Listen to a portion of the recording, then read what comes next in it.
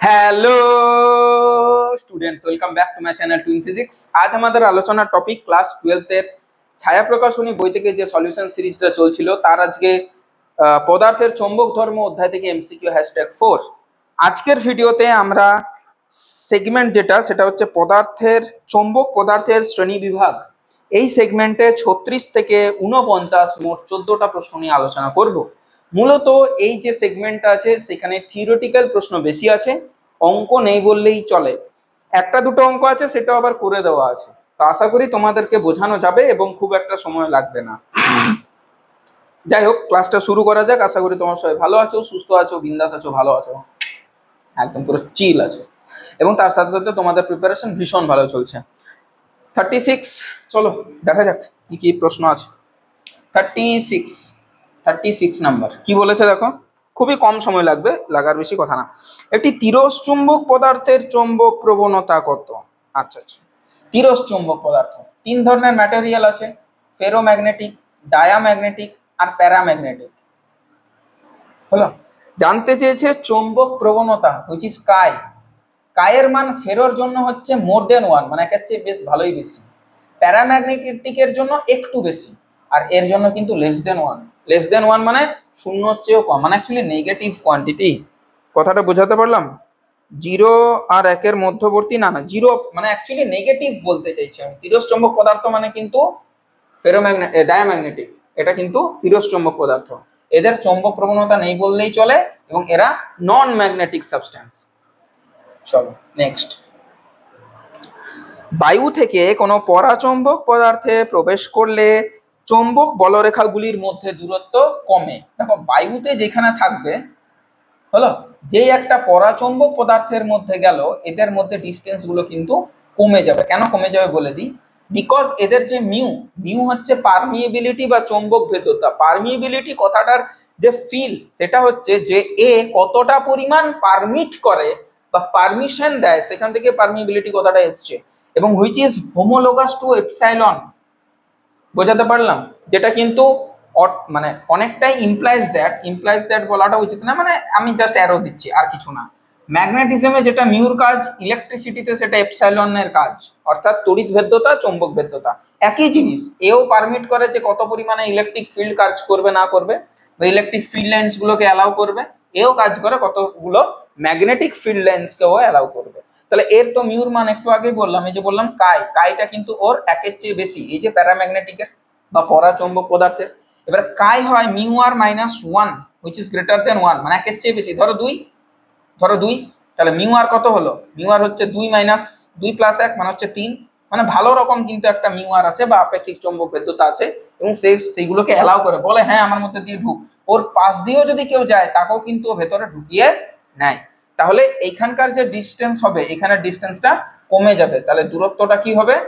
কমে যাবে। Option number B. চলো নেক্সট। 38। 20 বিন্দু এমন একটি তাপমাত্রা যার উপরে পরাচৌম্বক বস্তু, অপশনস গুলো বলি। প্রথম যে অপশনটা আছে, অয়স্চুম্বক বস্তু পরাচুম্বকে পরিবর্তিত হয় যার উপরে। আচ্ছা, 20 টেম্পারেচার যেটা, যাকে আমরা থিটা দ্বারা চিহ্নিত করি বা থিটা সি, তার উপরে টেম্পারেচার বাড়ালে, উপরে টেম্পারেচার বাড়ানো মানে হচ্ছে উষ্ণতাটা বাড়ালো। উষ্ণতা বাড়ালে একটা ম্যাগনেটিক সাবস্টেন্সের মধ্যে থাকা যে ডোমেন গুলো আছে, যারা ইলেকট্রিক ডাইপোল মোমেন্ট তৈরি করছে, ম্যাগনেটিক ডাইপোল মোমেন্ট তৈরি করছে, তাদের কিন্তু ব্রেক শুরু হয় এখানে। এবারে ব্রেক যদি তৈরি হয়, তারা একই দিকে অ্যালাইন করে ছিল এতক্ষণ অব্দি, টেম্পারেচার বাড়ানোর ফলে তাদের মধ্যে কি হলো? অ্যালাইনমেন্টটা নষ্ট হয়ে গেল, এবং একটা অয়স্চুম্বক পদার্থ, দ্যাট মিন্স ফেরোম্যাগনেটিক সাবস্টেন্স, সে প্যারাম্যাগনেটিক সাবস্টেন্সে চলে এলো। সব থেকে ভালো যদি বলি এই ম্যাগনেটিজমের দিকে, তাহলে ফেরোম্যাগনেটিক সবচেয়ে ভালো, তারপরে প্যারা, তারপরে ডায়া। তাহলে যদি তুমি টেম্পারেচারটা এর বাড়িয়ে দাও, ওর মধ্যে কি হলো? জিনিসটা নষ্ট হলো, এবং এই ফেরো থেকে প্যারাতে কনভার্ট হলো। অয়স্চুম্বক পদার্থ পরাচৌম্বক পদার্থতে পরিণত হলো 20 টেম্পারেচারের উপরে। তাহলে 20 টেম্পারেচারের নিচে কি হবে? 20 টেম্পারেচারের নিচে ফেরো তো খুব ভালোভাবে আছে, এবং প্যারাকেও যদি 20 টেম্পারেচারের নিচে নামানো যায়, ও কিন্তু ফেরোতে কনভার্ট হতে পারে। অপশন বি কি বলেছে? অয়স্চুম্বক পদার্থ তিরস্চুম্বকে পরিবর্তিত হবে না, পরাচম্বক পদার্থ তিরস্চম্বকে পরিণত হবে না পরাচম্বক বস্তু অয়স্চম্বকে পরিণত হবে। এটা ডি এরটা হতে পারতো, জিনিসটা শুনে নাও, সবটা শুনে নাও। ডিটা হতে পারতো, পরাচম্বক অয়স্চম্বকে হতে পারতো যদি থিটা সিটা বাড়ানো নয় কমানোটা বলতো। 20 টেম্পারেচারের উপরের গল্প করতো না নিচের গল্প করতো, তাহলে ডি অপশনটা হতো। আদারওয়াইজ এই অপশনটা হচ্ছে সঠিক। ফুল এক্সপ্লেনেশন বোঝা গেল, কোনো সমস্যা নেই। চলো 39-এ যাই। চারটি হালকা দণ্ড A B C O D কে সুতোর সাহায্যে পৃথক পৃথক ভাবে ঝোলানো হলো। আচ্ছা, একটি দণ্ড চুম্বককে ধীরে ধীরে দণ্ডের কাছে নিয়ে যাওয়া গেল আর পর্যবেক্ষণ করা গেল চারটা। ঠিক ওই ইলেকট্রিসিটি টাইপের, যে বিকর্ষণ করছে, বিকর্ষণ তড়িৎগ্রস্ততার চূড়ান্ত প্রমাণ, এখানেও তাই, বিকর্ষণ চৌম্বকত্বেরও চূড়ান্ত প্রমাণ। যাই হোক, তাহলে তাদের সামনে ম্যাগনেটকে নিয়ে যাওয়া গেল, A B C R D. দেখো কি বলছে, কি কি দেখতে পেলো। বলছে এ ক্ষীণভাবে বিকর্ষিত হয়। বিকর্ষিত মানে তো চোখ বন্ধ ভাবে, ক্ষীণভাবে অল্প পরিমাণে বিকর্ষিত হচ্ছে, হলো। আচ্ছা, বি ক্ষীণভাবে আকৃষ্ট হয়, সি প্রবলভাবে আকৃষ্ট হয়, ডি এর ওপর কোনো প্রভাব পড়ে না। আচ্ছা, তাহলে নিচের কোনটি সত্য? আচ্ছা, কোনো একটি জানতে চেয়েছে, বেশ ভালো জিনিস, কোনো প্রবলেম নেই, সবগুলো বলে দিচ্ছি, এ কোনটা সবটাই বলে দিচ্ছি। এ হচ্ছে ক্ষীণভাবে, কত নাম্বার এটা, 39। এ হচ্ছে ক্ষীণভাবে বিকর্ষণ, তাহলে এ হলো ডায়াম্যাগনেটিক। বি হচ্ছে ক্ষীণভাবে আকর্ষণ, এ হলো প্যারাম্যাগনেটিক। সি প্রবলভাবে আকর্ষণ, ফেরোম্যাগনেটিক। ডি কে কোনো প্রভাবই পড়লো না, এটা হবে নন ম্যাগনেটিক সাবস্টেন্স, অচৌম্বক পদার্থ, যেমন কাঠ। বি পরাচৌম্বক পদার্থ, বি প্যারাম্যাগনেটিক, তাহলে এটা ম্যাচ করে গেল অপশন নাম্বার এ। সি তিরস্চম্বক, সি তো তিরস্চম্বক নয়, তাই হলো না। এ তো পরাচৌম্বক, এ অয়স্চম্বক নয়। এ অচম্বক, সেও নয়। আর ডিটা অয়স্চম্বক, ডিটা অয়স্চম্বক, তাও নয়, কোনোটাই নয়, তাহলে এটাই ঠিক।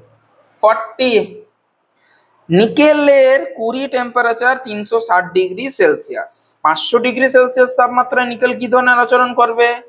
নিকেল তো একটা ফেরোম্যাগনেটিক সাবস্টেন্সের, হ্যাঁ, টেম্পারেচার কি করেছো, বাড়িয়েছো, তাহলে 20 টেম্পারেচারের উপরের জায়গাতে কি হয়, ফেরো কিসে কনভার্ট হয়ে যায়, প্যারাতে।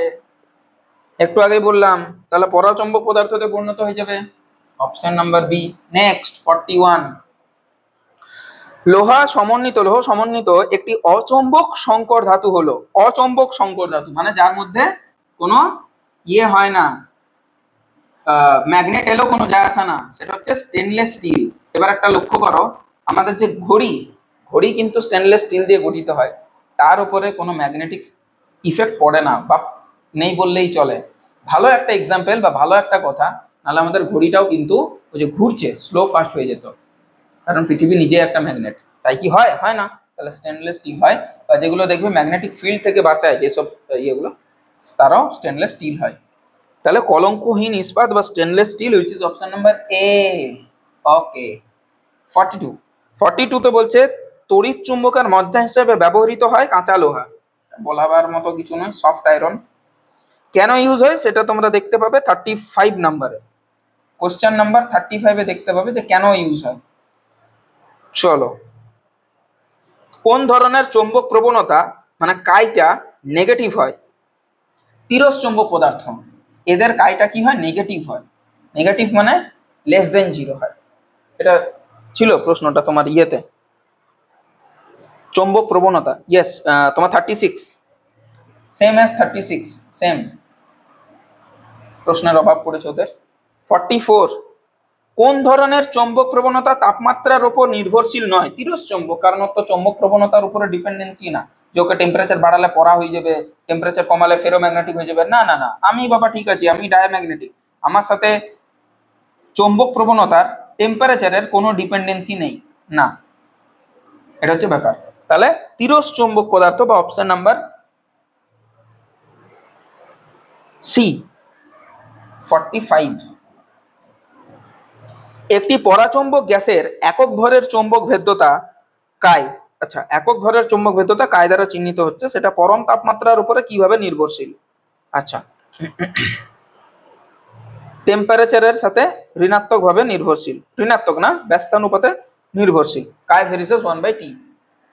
আচ্ছা এই পাশেই করা যাবে, এটা মুছার দরকার নেই।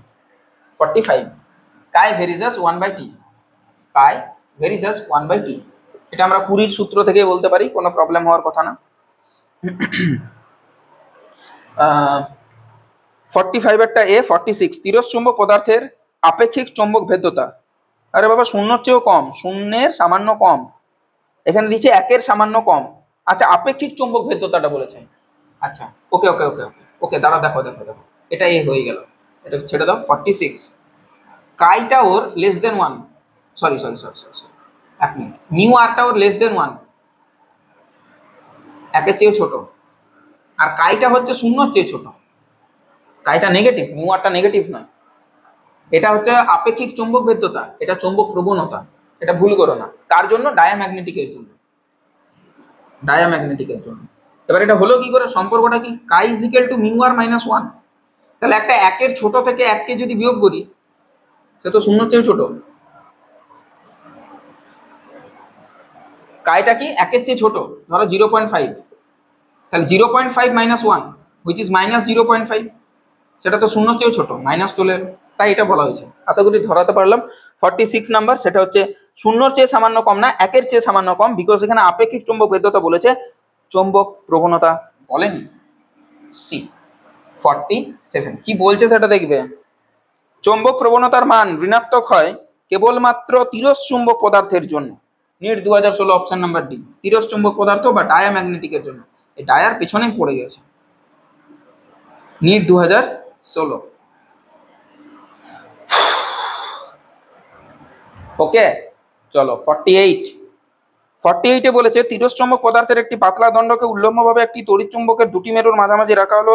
তড়িৎ চুম্বকটির মধ্যে তড়িৎ প্রবাহ চালু করলে এই দণ্ডটি অনুভূমিক চৌম্বক ক্ষেত্রের বাইরে ওপর দিকে উঠে যায়। এক্ষেত্রে দণ্ডটি অভিকর্ষ স্থিতিশক্তি অর্জন করে। এই কার্যটি সম্পন্ন করতে শক্তি সংগৃহীত হয় কোথা থেকে, তড়িৎ উৎস থেকে? তড়িৎ তো দেওয়ায়নি, তড়িতের তো প্রশ্ন নেই। আচ্ছা তড়িৎ চুম্বক যেহেতু আছে তো তড়িৎ আছে। আচ্ছা চুম্বক ক্ষেত্রের পরিবর্তনে আবিষ্ট তড়িৎ ক্ষেত্র থেকে চৌম্বক ক্ষেত্রের যে পরিবর্তন হচ্ছে। আচ্ছা ম্যাগনেটিক ফিল্ড যদি চেঞ্জ হয় তাহলে একটা ইলেকট্রিক ফিল্ড ইনডিউসড হয় অবশ্যই, তবে তো আমরা কারেন্ট পাই। এই প্রশ্নটা এখানে দেওয়াটা ঠিক লাগছে।